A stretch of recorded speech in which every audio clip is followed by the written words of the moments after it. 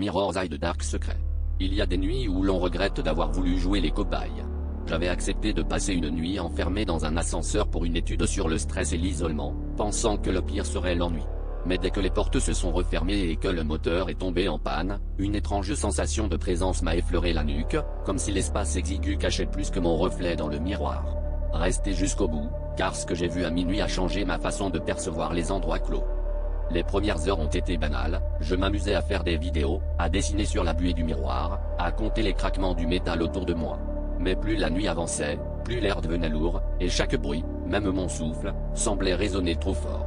Vers minuit, la température a chuté brutalement, comme si quelqu'un venait d'ouvrir une fenêtre invisible. C'est alors que la buée s'est formée sur le miroir, d'une épaisseur inhabituelle, effaçant mon reflet. Je me suis approché, pensant y écrire un message pour me distraire, mais avant que mes doigts ne touchent la surface, des lettres sont apparues lentement, de l'intérieur du verre: tu n'es pas seul ici. Mon cœur s'est arrêté. Derrière moi, dans le miroir, une silhouette floue se dessinait, debout juste assez près pour que je sente son souffle glacé dans mon dos.